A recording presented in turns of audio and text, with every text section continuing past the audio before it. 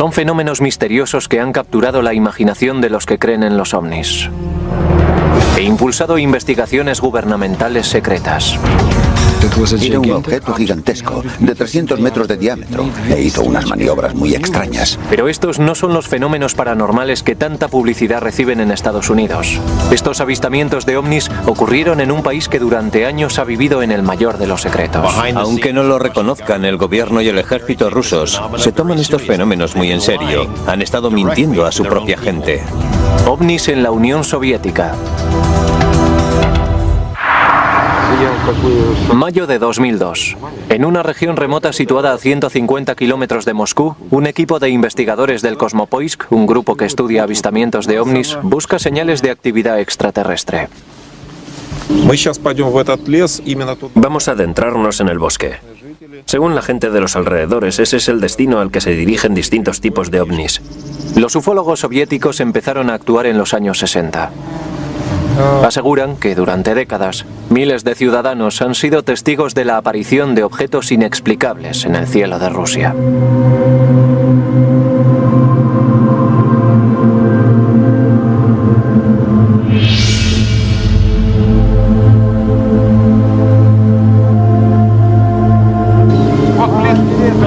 Hoy los ufólogos rusos trabajan a la luz pública e informan libremente de sus descubrimientos. Pero no siempre ha sido así. Antes de que se introdujera la política de transparencia informativa o Glasnost en 1985, las investigaciones independientes sobre ovnis en la antigua Unión Soviética se realizaban en un clima de secretismo y miedo. En ciertos momentos, el gobierno soviético adoptó la política oficial de negar la existencia y la actividad de los ovnis y prohibió que nadie informara de lo contrario. La investigación sobre ovnis en la Unión Soviética fue un asunto muy complicado, porque teníamos que luchar contra el secretismo del gobierno.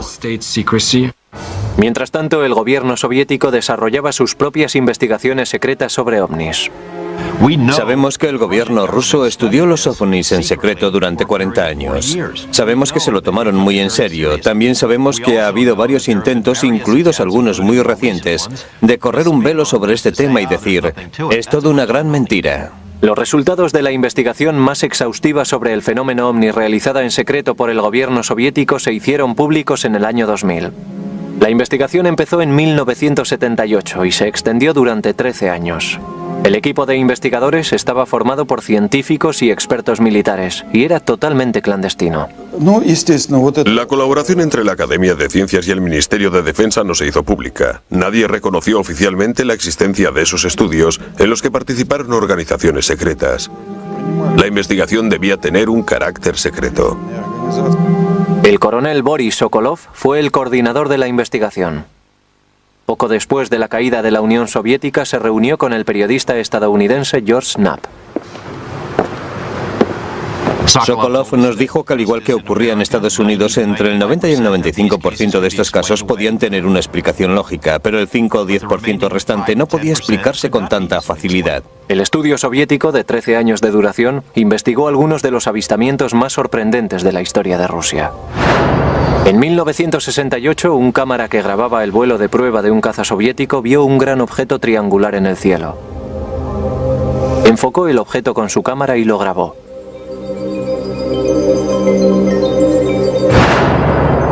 En 1977, un extraño fenómeno aéreo lanzó tentáculos de luz sobre la ciudad de Petrozavodsk. Hay quien asegura que los rayos hicieron pequeños agujeros en los cristales de las ventanas y en el cemento. En 1982, el personal militar de una base de misiles balísticos intercontinentales vio varias esferas brillantemente iluminadas sobre sus cabezas. Segundos después, una luz de advertencia indicaba que un misil estaba en posición de preparado para el lanzamiento. ¿Pudo un ovni haberse acercado tanto a la base como para desencadenar un ataque nuclear? Los avistamientos de ovnis en Rusia no se limitan al pasado más reciente. Los informes sobre objetos voladores de aspecto peculiar se remontan a hace siglos. Sin embargo, no se emprendieron investigaciones oficiales hasta principios del siglo XX, cuando un acontecimiento de proporciones épicas exigió un análisis más profundo. Tunguska, 30 de julio de 1908. La calma matinal de esta remota región de Siberia se vio interrumpida por una explosión que se oyó a miles de kilómetros de distancia. Se produjo una enorme explosión, equivalente a alrededor de 15 megatones de energía, lo que supone una potencia 1000 veces superior a la bomba de Hiroshima lanzada al final de la Segunda Guerra Mundial. Fue un acontecimiento extraordinario. Debido a la lejanía de la región de Tunguska, pasaron casi 20 años antes de que los investigadores del gobierno visitaran el lugar. La primera expedición que llegó a Tunguska estaba dirigida por el mineralogista Leonid Kulik. Cuando la primera expedición llegó a Tunguska en 1927, los nativos se mostraron reacios a enseñar la región a los científicos porque pensaban que el dios Otji había devastado la zona debido a la maldad de la gente y por eso había destruido los árboles y matado a los animales. Kulik consiguió convencer a los vecinos para que le condujeran al lugar de la explosión. Como creía que la explosión habría sido obra de un meteorito, Kulik esperaba encontrar un cráter en el lugar del impacto. Pero para su sorpresa, no encontró ningún cráter. Buscaba restos de meteoritos en el suelo, porque con frecuencia cuando un objeto choca contra la Tierra, se desprenden detritos que pueden recuperarse en los bordes del cráter. Pero, por supuesto, tampoco los encontró. Lo que descubrió Kulik ha alimentado el debate sobre los ovnis durante décadas. En el epicentro de la explosión había un pantano helado con un grupo de árboles intactos y totalmente crecidos en el centro. La arboleda estaba rodeada por 10 millones de árboles muertos que formaban un anillo simétrico y parecían haber sido talados por una guadaña cósmica. Así que tenemos una explosión que no ha dejado ni un cráter ni fragmentos de meteorito en los alrededores. Solo un círculo de árboles quemados y derribados que se extiende casi 30 kilómetros en todas direcciones. En años posteriores, otros científicos viajaron a Tunguska a estudiar este extraño fenómeno. Puede que sean los frutos obtenidos por el trabajo de otra expedición enviada a finales de los años 40 por la dirección de la policía secreta soviética. Pero todo lo que sabemos es que dicha expedición existió. Lo que no sabemos es qué ha sido de los objetos y la información que recogió. El desconcierto de los científicos aumentó al saber que se habían producido daños por radiación en el lugar de la explosión. También se recibieron noticias de que algunas plantas habían experimentado mutaciones y parece ser que algunas personas sufrieron ciertos daños en sus genes. En 1947, el coronel del ejército ruso Alexander Konstantev desarrolló una teoría muy peculiar, basada en las devastadoras consecuencias de las bombas atómicas lanzadas por Estados Unidos sobre Japón. Konstantev estaba escuchando las noticias sobre el bombardeo atómico. El locutor ofreció una larga y detallada descripción de cómo y en qué dirección habían caído los árboles, casas y demás edificios, y de cómo recibieron la onda expansiva. Entonces se dio cuenta de que lo que había pasado en Hiroshima era exactamente lo mismo que en Tunguska, solo que 50 años antes. Konstantev planteó la hipótesis de que la devastación de carácter atómico ocurrida en Tunguska había sido causada por el impacto de una nave extraterrestre de energía nuclear. Pero la comunidad científica rechazó la teoría de Konstantev. Los científicos aseguran que la explosión de Tunguska fue provocada por un raro, pero explicable accidente natural. Creen que un asteroide explotó al llegar a 5 kilómetros de distancia de la superficie de la Tierra. A medida que el objeto se iba acercando a la Tierra, se fue desacelerando y se vio sometido a la presión de las fuerzas de la atmósfera. Explotó con la fuerza de una bomba de hidrógeno. La onda expansiva devastó el bosque, derribó a los árboles situados en el lugar de la explosión y los alejó del epicentro del impacto. Pero ¿cómo podía explicar la explosión de un asteroide las informaciones relativas a los daños causados por la radiación en la región de Tunguska? Los científicos aseguran que puede atribuirse a la enorme magnitud de la explosión. Como hemos mencionado antes, la explosión en sí fue 1000 veces más intensa que la causada por la bomba atómica de Hiroshima. La explosión pudo haber generado una serie de partículas cargadas que se desplazan a alta velocidad y que podrían haber sido la causa de algunas de las mutaciones en la estructura genética de plantas y animales. Pero las explicaciones de los científicos siguen sin satisfacer a la mayoría de los ufólogos. He estado varias veces en el lugar en el que cayó el objeto en Tunguska. Como verá, he dicho objeto y no meteorito, porque el impacto de un asteroide, un cometa o cualquier otro cuerpo natural no puede provocar esas consecuencias. Varias expediciones encontraron cosas que no pudieron explicar. Había gente que decía que las pruebas sugerían que se trataba de alguna clase de nave extraterrestre. Es la típica explicación mágica que se da cuando se carece de conocimientos científicos para entender los fenómenos físicos y astronómicos. A lo largo del resto del siglo XX continuaron las explicaciones mágicas de los objetos volantes no identificados que sobrevolaron Rusia. En una ocasión, un supuesto ovni sirvió para sacar a la luz un proyecto militar soviético del máximo secreto.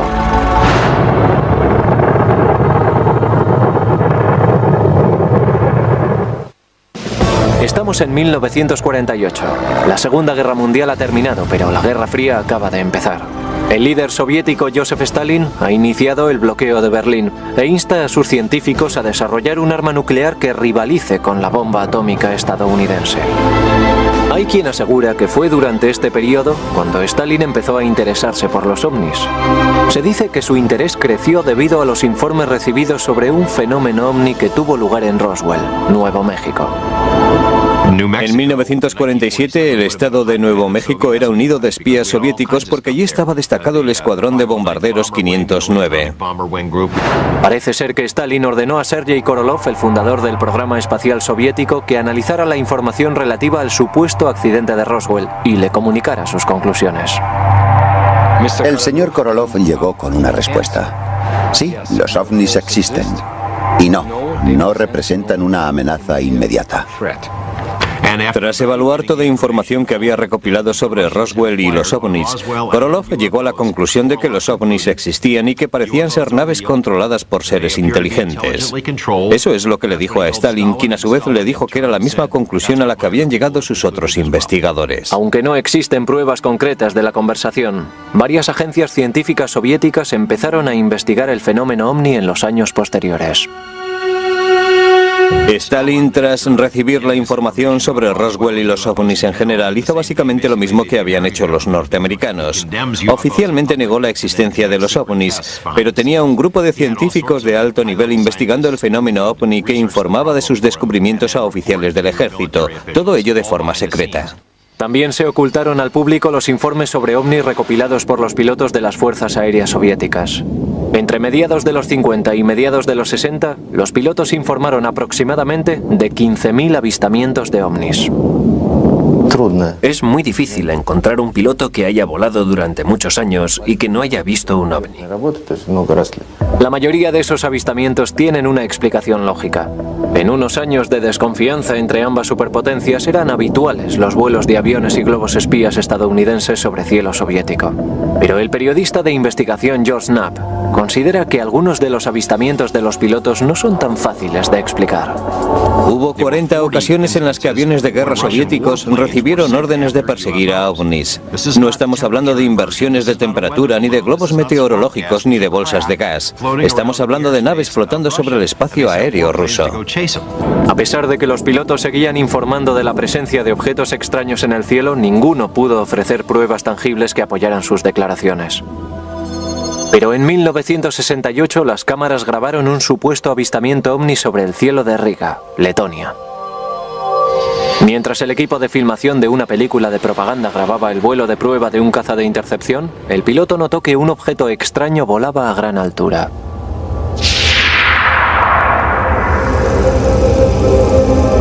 De repente el piloto gritó: «¡Atención! ¡Grabad eso!». Miramos hacia arriba y vimos un triángulo que estaba a gran altura. Varios cazas despegaron para investigar el caso, pero el objeto desapareció rápidamente detrás de una nube y no volvió a ser visto. Posteriormente se calculó que la nave estaba volando aproximadamente a 11.000 metros de altura. La grabación fue enviada al Kremlin, que la ocultó al público durante años. Se lo tomaron muy en serio. Y digo eso porque se llevaron la grabación. Fue declarada de alto secreto. Solo últimamente ha sido posible visionar la grabación incautada. Mientras algunos expertos aseguran que la grabación es una prueba concluyente de la existencia de ovnis, los escépticos defienden que fuese un globo de investigación de origen francés. Mientras el secretismo envolvía todas las investigaciones gubernamentales sobre el fenómeno ovni, un ejército clandestino de ufólogos soviéticos empezó a formarse en la Unión Soviética. También ellos mantuvieron sus estudios en secreto. Los rusos que estudiaron a los ovnis durante ese periodo aseguran que se sentían seriamente amenazados por el gobierno soviético, puesto que estaban haciendo algo que su gobierno desaprobaba. La persona que encabezaba el equipo de investigadores civiles era Felix Siegel, considerado el padre de la ufología soviética. Felix Siegel era un científico soviético. Era doctor en matemáticas y astronomía en el Instituto de Aviación de Moscú. Se dedicó a descubrir por qué volaban objetos extraños por los cielos de su país. Siegel desafió al sistema soviético organizando conferencias sobre fenómenos paranormales, investigaciones independientes sobre ovnis y pidiendo a los ciudadanos soviéticos que informaran de cualquier avistamiento. Sus esfuerzos no estaban exentos de riesgo. No estoy diciendo que encarcelaron a la gente por eso. Pero Siegel sufrió represalias. Fue acosado tanto en su lugar de trabajo, el Instituto de Aviación, como por las autoridades gubernamentales. Siegel y sus investigadores extendieron información sobre avistamientos de ovnis por medio de una red de prensa clandestina, la Samizdat, publicaciones privadas utilizadas para difundir información. Estaban estrictamente prohibidas por el Kremlin. En aquel tiempo los folletos se imprimían al estilo de la Samizdat. Eran recopilaciones de observaciones y cartas de las que se hacían 5 o 6 copias. Todo ese material se mecanografiaba utilizando papel carbón.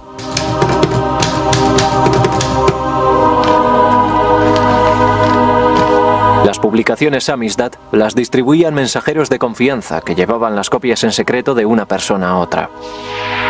La información sobre ovnis circuló de esta forma clandestina hasta 1967, cuando de pronto dio la impresión de que el gobierno levantaba la censura sobre los ufólogos. Visto desde hoy, parece que ese respiro no fue más que una cortina de humo, parte de un intrincado plan de gobierno. Esta estratagema empezó en 1967, cuando los ciudadanos informaron de múltiples avistamientos de ovnis con forma de media luna sobre el cielo de Ucrania y el tramo inferior del Valle del Volga.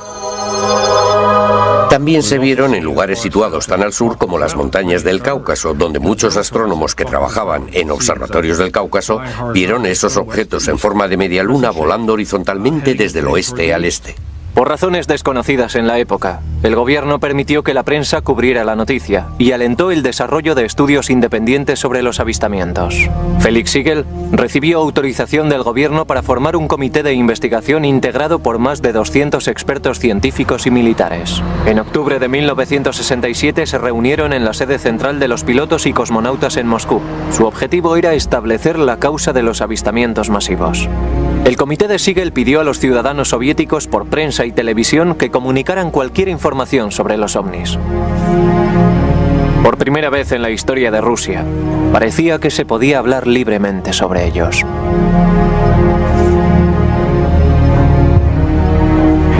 Fue como un soplo de aire fresco. Los ciudadanos soviéticos podían hablar libremente sobre un tema hasta entonces prohibido. Aquello era una auténtica novedad, pero lamentablemente no duró mucho. Pocos meses después del llamamiento de Siegel por televisión, los acerados dientes de la censura soviética volvieron a cerrarse. Informar de avistamientos de ovnis volvía a estar prohibido. El tema fue excluido de la prensa controlada por el gobierno y se ordenó la disolución del comité de Siegel. El objetivo del comité era animar a la gente a que comunicara los avistamientos. En cuanto empezaron a llegar esos informes, alguien en Moscú accionó el freno, disolvió el comité, canceló la publicación de trabajos sobre ovnis y echó tierra sobre el asunto. Enseguida se dijo que el Kremlin intentaba ocultar algo. ¿Por qué decidieron taparlo todo? ¿Intentaban ocultar algo? De eso no hay duda. La cuestión es saber qué es lo que estaban ocultando. Los ufólogos creían que intentaban tapar los avistamientos de naves extraterrestres, pero yo creo que lo que intentaban ocultar era la descripción y las actividades de sus propios aviones secretos, de sus misiles y de sus satélites.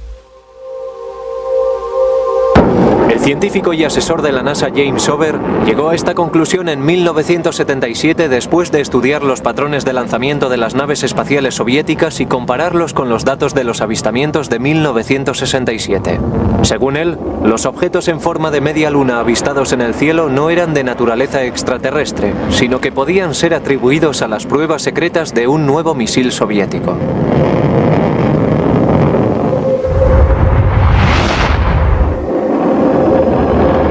La gente que vivía en la zona veía los cohetes, sobre todo de noche. Veía la estela que dejaban en el cielo e incluso los oía. El gobierno les dijo que ellos no sabían nada y que no tenían nada que ver con aquello, y se convirtió en un fenómeno ovni. Posteriormente bautizado por el Pentágono como Sistema de Bombardeo Orbital Fraccionario, los soviéticos tenían una buena razón para mantener esas pruebas en secreto. Eran misiles diseñados para colarse por debajo de nuestros radares como armas de primer ataque, armas fantasmas que solo construyes si intentas realizar un ataque sorpresa. Además, era ilegal construir ese tipo de armas porque en 1967 Estados Unidos, Rusia y otros países firmaron un tratado que prohibía colocar armas nucleares en órbita. Pero ¿por qué tras prohibir la publicación de información sobre ovnis durante años, el gobierno levantó las restricciones brevemente en 1967? Parece ser que fue un intento deliberado de engañar a sus ciudadanos y a la comunidad internacional acerca de la verdadera naturaleza de los avistamientos. El gobierno soviético no quería que el público supiera lo que estaba pasando y tampoco que los estadounidenses supieran lo que estaban tramando. Fue una tapadera, una especie de maniobra de distracción, porque en caso de tratarse de ovnis, los periodistas occidentales se reirían en vez de investigar. El gobierno soviético prefirió dejar que la gente pensara que se trataba de platillos volantes. La estrategia resultó ser contraproducente cuando la información exhaustiva recogida por el comité de Felix Siegel fue publicada en algunas revistas.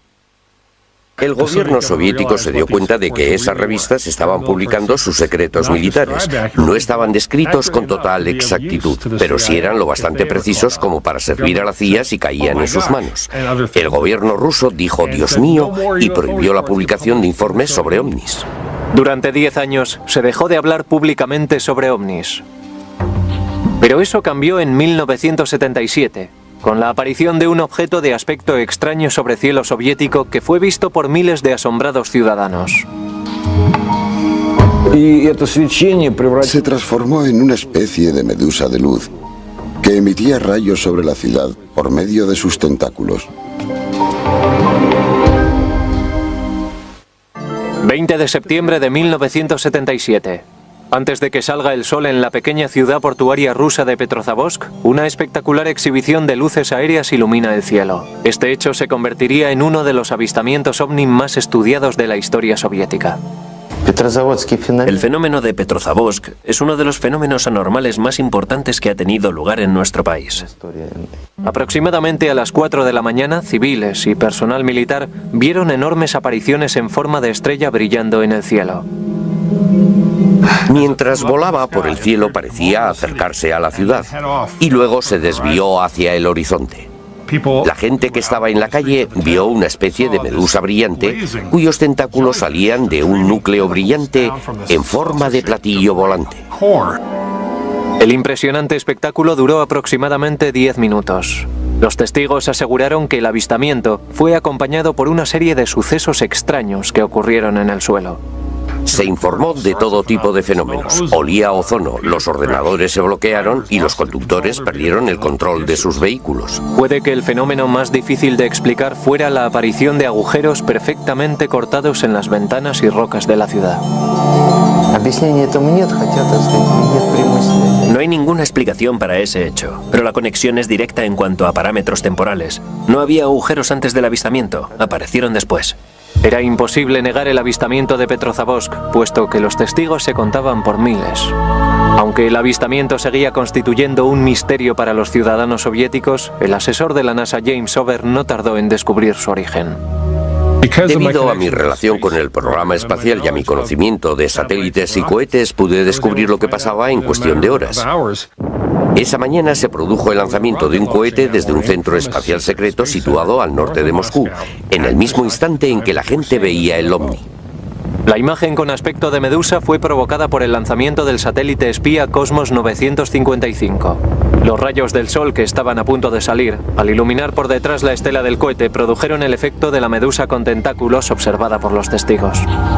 Esto es lo que básicamente denomina la pistola humeante de la ufología soviética. Lo llaman el ovni medusa porque la estela dejada por los motores del cohete brilló de manera especial debido a la luz del sol naciente. Al igual que en anteriores avistamientos masivos, el gobierno tenía buenas razones para ocultar la verdad a sus ciudadanos. El satélite fue lanzado desde un centro espacial secreto llamado Plesetsk, una de las bases secretas de misiles repartidas por la Unión Soviética. La mayoría de los ufólogos aceptaron el lanzamiento del satélite como la causa del efecto visual aéreo, pero muchos aseguran que esa teoría no explica totalmente el misterio. ¿Qué explicación tiene la aparición de algunos haces de luz que quemaron los cristales? Cuando analizaron los cristales en el Instituto de Meteorología de Moscú, llegaron a la conclusión de que los agujeros eran resultado de que el cristal de las ventanas era defectuoso. No se trataba más que de un defecto técnico.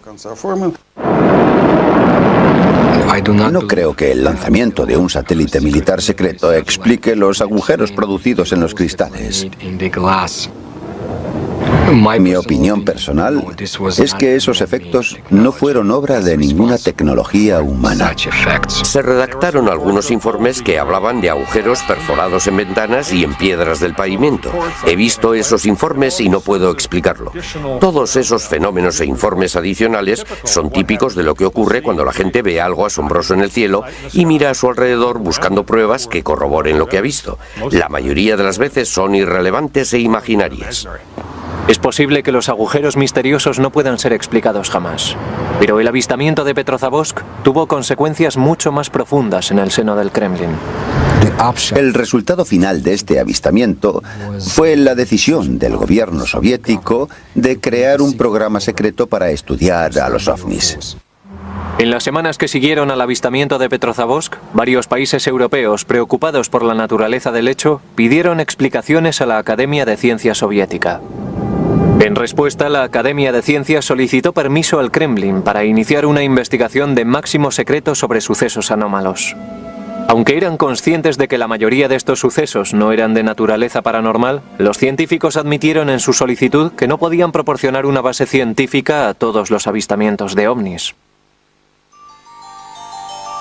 La Academia de Ciencias tampoco puede ignorar ni explicar fenómenos paranormales similares al observado en Petrozavodsk en septiembre de 1977. El programa fue organizado para demostrar que no conocíamos las respuestas a esas preguntas y que las estudiaríamos desde un punto de vista científico. Así fue como empezó su trabajo en la Unión Soviética el programa científico oficial para estudiar fenómenos anormales y objetos volantes extraterrestres. En 1978 comenzó oficialmente la investigación, que posteriormente fue conocida como Instituto 22. El estudio duró 13 años y se realizó de forma totalmente secreta. Pero ¿por qué el gobierno soviético invirtió tiempo y dinero en investigar un fenómeno del que ya conocía el origen? No debería sorprendernos que el ejército soviético, aunque conociera la naturaleza de la mayoría de estos informes, decidiera investigarlos. Por regla general, los soviéticos espiaban entre ellos con tanto fervor como espiaban a Occidente. Si ya sabían que eran pruebas de misiles, ¿por qué tuvieron que realizar un estudio secreto a nivel nacional? Los resultados de ese estudio no iban a ser publicados en ninguna parte porque eran secretos, así que no tiene sentido. Mientras aún continuaba el debate sobre las razones del estudio, no hay duda de que el alcance de la investigación era muy amplio. La investigación del Instituto 22 fue dirigida de forma conjunta por la Academia de Ciencias y el Ministerio de Defensa. Resultó de mucha utilidad para la Academia de Ciencias colaborar y realizar estudios con el Ministerio de Defensa, porque como es natural, al Ministerio de Defensa le resultaba mucho más fácil conseguir la información a la que nosotros no teníamos acceso. Las Fuerzas Armadas recibieron la orden de investigar qué influencia podrían haber tenido los ovnis en el correcto funcionamiento del equipamiento técnico militar. Además, se reclutaron cientos de miles de marineros, soldados y pilotos para vigilar e informar de la existencia de ovnis. A ninguno le dijeron por qué solicitaban esos informes. El Ministerio de Defensa tiene un enorme potencial de observación. En primer lugar, porque hay unidades militares estacionadas por todo el país.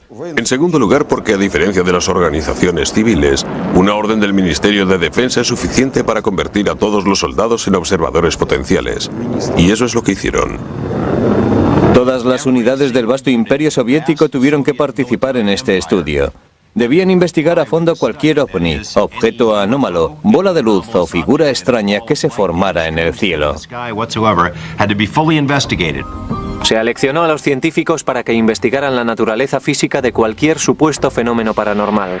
La información recogida por el ejército y los científicos fue analizada en un laboratorio instalado en un edificio de apariencia normal situado en las afueras de Moscú. El personal del laboratorio no era numeroso, no había más de 10 personas y nunca se superó ese número. Pero se trataba de especialistas en todos los campos, desde físicos a expertos en radioelectrónica, meteorología y astrogeofísica. Estaban representadas prácticamente todas las especialidades de la ciencia y se investigó el fenómeno ovni desde todos los ángulos posibles.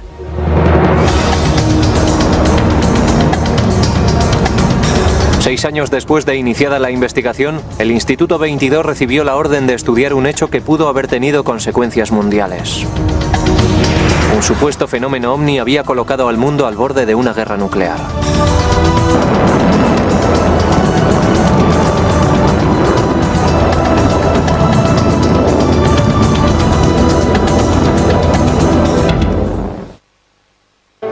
A principios de los años 80, las relaciones entre la Unión Soviética y Occidente eran muy tensas. La era de la distensión había terminado y Rusia estaba repleta de silos de misiles balísticos intercontinentales. En todos ellos había armas nucleares que apuntaban a Occidente. Fue en uno de esos silos en el que un fenómeno ovni provocó el pánico nuclear. Hoy este silo de misiles situado en Ucrania está abandonado. Fue desmantelado en cumplimiento del Tratado de Reducción de Armas Nucleares firmado por Estados Unidos y la Unión Soviética. Pero en 1982 algo fue terriblemente mal en este silo.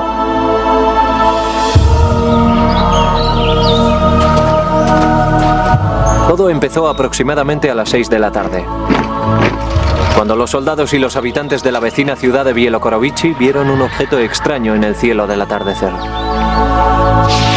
Un oficial del ejército nos describe lo que vio. Yo estaba conduciendo una motocicleta no muy lejos de aquí y vi un gran objeto en el cielo. Tenía una forma geométrica perfecta. En ese mismo momento, en el interior del silo, una luz de emergencia indicaba que un misil nuclear estaba en modo de lanzamiento. El testimonio más revelador es el del oficial de comunicaciones, quien dijo que de alguna manera algo había introducido el código correcto. Pero Moscú no había ordenado ningún lanzamiento, ni ninguna persona del búnker había tocado el panel de control. Durante 15 agonizantes segundos los técnicos intentaron por todos los medios detener el lanzamiento. De pronto, sin ninguna explicación, la secuencia de lanzamiento se abortó. Estaban preparados para el lanzamiento. El ovni desaparece y el módulo de control de lanzamiento vuelve a su posición normal. ¿Pudo un ovni haber interferido con el control de lanzamiento de un misil nuclear? Un equipo de investigadores del Instituto 22, el equipo secreto de investigación de ovnis financiado por el Estado, se desplazó inmediatamente a la base de misiles. En un periodo de tiempo muy corto, exactamente mediodía, establecieron que en una base aérea cercana se había realizado un ejercicio de prácticas militares. Los investigadores descubrieron que el avistamiento tuvo lugar al mismo tiempo y en el mismo lugar en el que el ejército estaba probando unas bengalas. Lanzadas desde unos aviones, las bengalas proporcionaban entre 5 y 7 minutos de iluminación. Eso explicaba el extraño espectáculo que se había visto en el cielo. Pero ¿quién activó la secuencia de lanzamiento nuclear? El hecho de que la situación de emergencia coincidiera con los efectos luminosos descritos es una coincidencia muy curiosa, pero no deja de ser una coincidencia. Desmontaron concienzudamente el sistema de control de los misiles y lo volvieron a montar, pero no encontraron ningún defecto. No fue solo un fallo eléctrico, algo introdujo los códigos de lanzamiento correctos. Eso es algo que no sucede todos los días. Nuestro gobierno nos dice que los ovnis no representan un peligro para la seguridad nacional. El gobierno ruso le ha estado diciendo lo mismo a su país. Están intentando confundirnos. Este incidente es una muestra clara de que los ovnis pueden poner en peligro la seguridad nacional. Tras examinar el episodio del silo de misiles balísticos intercontinentales, el equipo de investigadores del Instituto 22 continuó analizando varios avistamientos producidos por todo el país. Entre los testigos que habían visto ovnis se encontraban algunos que habían disfrutado de un lugar de observación privilegiado, los cosmonautas. El primer hombre que viajó al espacio, Yuri Gagarin, declara en los documentos EBRA 3: puedo decirle que los ovnis existen, y si me lo permite le diré mucho más. El segundo hombre que viajó al espacio, el cosmonauta Titov, dijo que vio a 7 ovnis bailar alrededor de su cápsula espacial durante su breve vuelo espacial. Sin embargo, aún hoy, los cosmonautas se muestran reacios a hablar sobre cualquier fenómeno inusual del que hayan sido testigos en el espacio.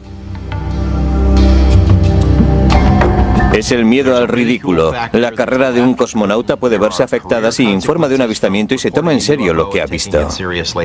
Pero en esta entrevista especial conseguida por el canal Historia, 2 cosmonautas hablan de los objetos inusuales que encontraron en el espacio. Muchos cosmonautas han visto fenómenos que van más allá de las experiencias que puede conocer la gente en la Tierra. Yo he estado 10 años sin hablar de ello. En la entrevista, el excomandante Vladimir Kovalyonok, de la Estación Espacial Salyut 6, revela que el 5 de mayo de 1981 vio una entidad irreconocible e iluminada desde una de las ventanillas de su nave. El objeto tenía una forma elíptica y voló con nosotros.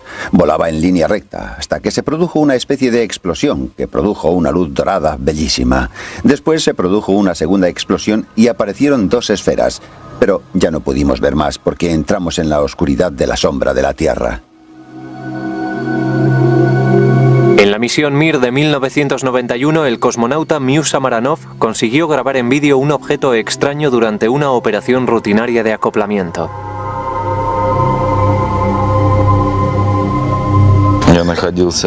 Estaba mirando por la ventana más grande. Estaba justo enfrente de mí. Yo estoy familiarizado con toda clase de naves espaciales, pero esa era diferente. El debate sobre los avistamientos realizados por cosmonautas y astronautas estadounidenses sigue vivo. Los escépticos insisten en que hay la suficiente basura espacial en órbita como para provocar una cascada de avistamientos de objetos extraños.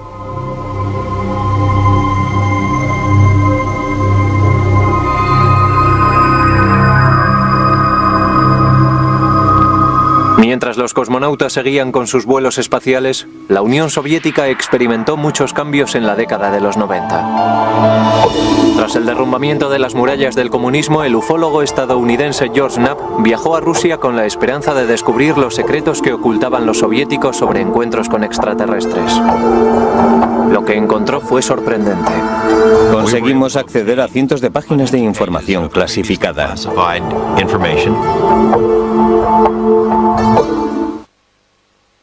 A mediados de los 80, los líderes de Estados Unidos y la Unión Soviética celebraron varias cumbres con el propósito de reducir su armamento nuclear y la tensión entre ambas superpotencias.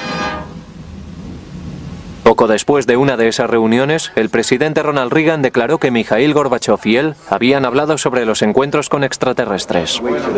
I couldn't help but say to him, just think how easy his task and mine might be in these meetings that we held. If suddenly there was a threat to this world from some other species, from another planet, outside in the universe, we'd forget all the little local differences that we have between our countries. Reagan realizó 5 declaraciones públicas, incluida una ante las Naciones Unidas, en las que venía a decir que si los ovnis representaran una amenaza para la Tierra, todos los países deberían unirse. Y Gorbachev le respondió que sí, que se unirían todos. El telón de acero se derrumbaba gracias a la perestroika y el glasnost. Tras el colapso de la Unión Soviética llegó una nueva era de apertura a Rusia. A miles de kilómetros de distancia, en Las Vegas, Nevada, el periodista de investigación George Knapp, que había estudiado muchos fenómenos ovni en Estados Unidos, se dio cuenta de que era el momento perfecto para examinar los expedientes rusos. 3 years ago, we have succeeded in obtaining several hundred pages of secret Russian UFO documents and photos. Other Western journalists followed. Today, it's a new ballgame. The lid has been dropped on government UFO files, although there is still plenty of information to be found. Se me ocurrió que podía ser el momento adecuado para intentar descubrir qué es lo que sabían los rusos sobre los ovnis. Fueron unos tiempos llenos de confusión, pero como periodista fue maravilloso estar allí. En 1993, Knapp viajó a Rusia y conoció a Boris Sokolov, el coordinador del Instituto 22. Como muchos de los proyectos científicos de la época financiados por el gobierno había retirado su financiación y el proyecto había sido abandonado. Sokolov proporcionó a Knapp algunos de los expedientes sobre ovnis desclasificados más recientemente, expedientes que contenían información sobre los casos de más difícil explicación. De los miles de expedientes, Sokolov había seleccionado los más interesantes. Estaban guardados en sus carpetas y nosotros pudimos acceder a ellos y traerlos aquí. Colonel Sokolov said it was a very practical reason. They knew that UFOs could do things that their planes couldn't. Figured by studying it, they may be able to get an advantage over us in terms of stealth technology. Al regresar a Estados Unidos, Knapp publicó algunos de los expedientes, lo que hizo que el coronel Sokolov fuera ridiculizado en su país. Oficialmente Rusia era una democracia, pero los comunistas seguían teniendo mucha influencia. Los periódicos comunistas le atacaron abiertamente por traicionar a la madre Rusia. Pero el escarnio público al que fue sometido Sokolov fue sin duda menos severo que las consecuencias que hubiera tenido que arrastrar en la vieja Unión Soviética. Mi amigo me lo explicó así: si hubiera ocurrido hace 5 años nos habrían encarcelado, y si hubiera ocurrido hace 10 años nos habrían fusilado por publicar esos secretos. Pero en 2000, el relajado clima político de su país permitió que Sokolov y el científico Yuli Platov publicaran un informe con los descubrimientos del Instituto 22. Titulado Historia de la investigación estatal sobre ovnis en la Unión Soviética, en el informe se decía que entre el 90 y el 95% de los 3.000 avistamientos de ovnis investigados podían ser atribuidos a fenómenos en los que intervenía el hombre, la mayoría lanzamientos de misiles y globos de investigación. El 5 o 10% restante no podía explicarse con tanta facilidad, pero en ningún caso se atrevían a asegurar que se tratase de fenómenos interdimensionales ni de extraterrestres que vinieran del futuro. El caso es que antes los ufólogos más entusiastas afirmaban que todo lo que habíamos visto era debido a contactos con civilizaciones extraterrestres. Pero eso no era cierto. Resultó que solo un porcentaje muy pequeño de los avistamientos resultaba inexplicable. Pero en un país en el que durante tanto tiempo se habían suprimido el diálogo y la información, muchos ufólogos se preguntaban si el informe revelaba toda la verdad. Hay un enorme tesoro escondido de documentos del KGB sobre este tema que nadie ha visto hasta ahora. Y sé que el KGB publicó algunos documentos a principios de los 90, pero mucha gente asegura que los mejores documentos siguen escondidos en una cámara de seguridad. ¿Qué pasó con los expedientes? ¿Quién los guarda? Hasta que no los estudiemos por nosotros mismos, no podremos asegurar que lo que dicen los señores Platov y Sokolov sea cierto. Es probable que nunca se sepa con exactitud cuántos expedientes ovni soviéticos siguen clasificados o qué es lo que contienen. La mayor parte de la comunidad científica duda de que exista alguna prueba concluyente en esos expedientes secretos. En Rusia los rumores y las medias verdades siguen teniendo mucha importancia porque en los días de la antigua Unión Soviética era ilegal hablar de muchas cosas.